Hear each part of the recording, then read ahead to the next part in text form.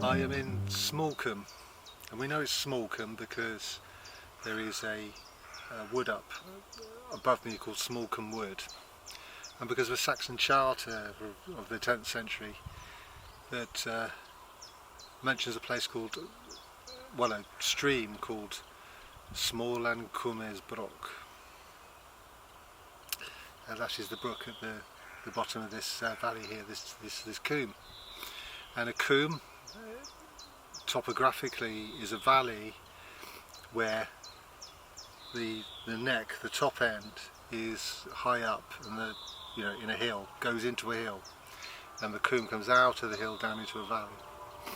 And it can be dry or it can be wet. But this is a short walk. I'm probably going to go back now and just start it, because I'm a bit knackered, I have to tell you. But anyway, I'd probably come back a second time, but I'll lay the groundwork here with this video. What we have is not a brilliant start with the charter, because it talks of a place called Cliftune, and automatically people think of it's Cliftune, and there's a Woden's dyke in it, and people think, well, that's probably Bristol, because there is a Cliftune and a Woden's ditch in Bristol. But it's not, it's here, because it also talks about the fossway. So we have the Woden's ditch, the fossway, the fossaway. It mentions this Smalancombes brook, which we can identify from the wood up here, Smallcombe Wood. It talks of a holloway, which I'm hoping to have a look for the next time I come. I'm knackered. But it then goes down the edge of a plateau, and we can identify that as being to the edge of Cliftune. But it is quite a reasonably small charter with some really interesting and antiquities in it. Let's talk about the topography of Bath. Well, the history. Let's start with the history first. It is clearly a prehistoric site of major importance, and it's not a hill fort, but it has hill forts around it. So there's a hill fort of Salisbury, there's a hill fort of Bathampton Down, there's probably a hill fort or enclosure at Cliftune Down. Behind it we have the Wansdyke.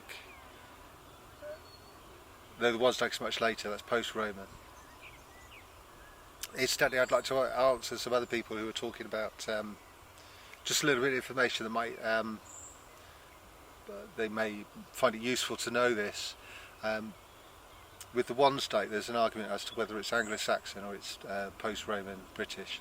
Obviously, I'm flying the flag of a romantic post-Roman Christian state fighting barbarism for the sake of civilization. But anyone who knows me wouldn't be surprised by that position. Other people are talking very realistically, and I've read a beautiful paper that made me go, oh God, I've got it wrong. I haven't got it wrong at the moment anyway, based on the evidence dug up by Pitt Rivers. I thought he'd just dug up a couple of pieces of pottery to tell us that the Wansdyke is post-Roman. You know, at the end of Roman rule or immediately after it was built. There's bucket loads of Roman under it, and it's in Salisbury Museum. You can go and have a look yourself. It's on display. There's quite a lot. It's not just one or two pieces. So the evidence, as it stands, still is that it is the suggestion that it is a post-Roman fortification boundary.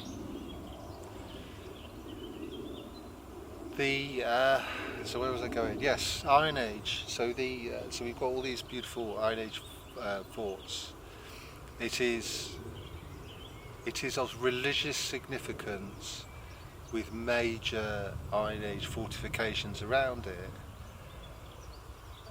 It should give us a clue that the place was extremely seriously important, Bath.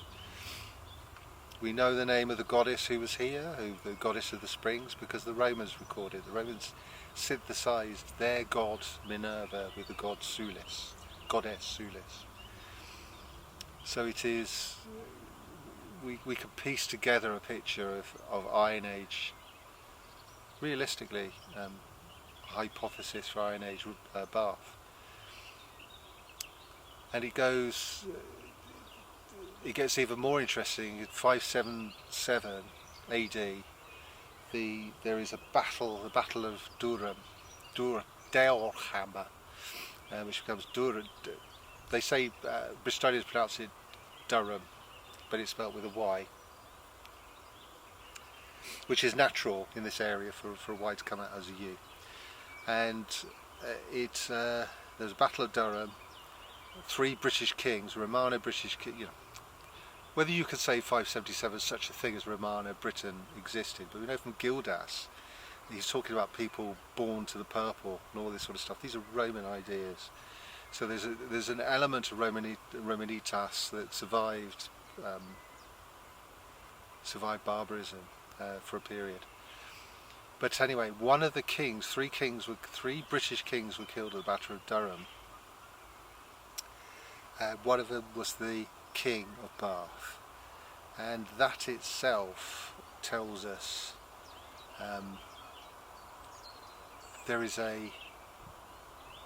if there wasn't a tradition, well, it tells us how important Bath is. So it would have been the seat of government for. There would have been petty kingdoms, because the other two kingdoms were one on the north side on the hills of Bath to the north, rightly. So these would have been quite small kingdoms, the size of counties essentially, but nonetheless it would have been massively important to have not the title of duke, or not even the title of count, but the title of king. So an important place Bath is. It's hot springs. You can go visit them today. See my previous video.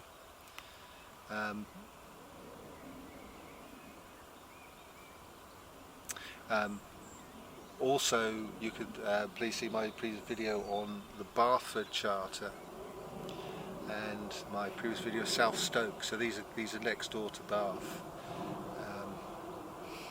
There is also not just Iron Age interest, but there's Bronze Age interest as well, because around Bath were found 2 sun discs.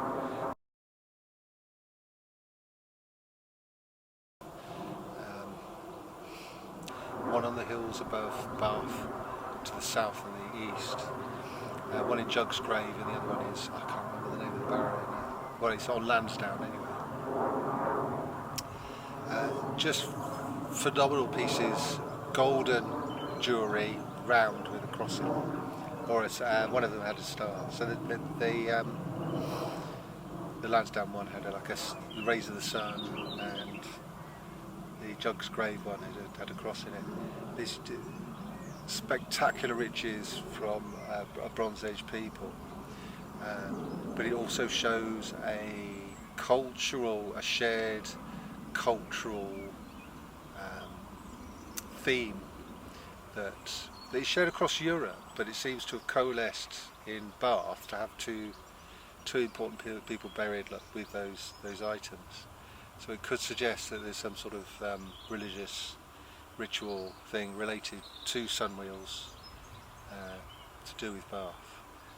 But anyway, that is my quickie from Bath.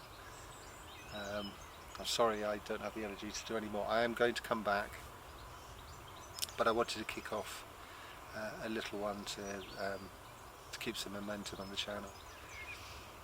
So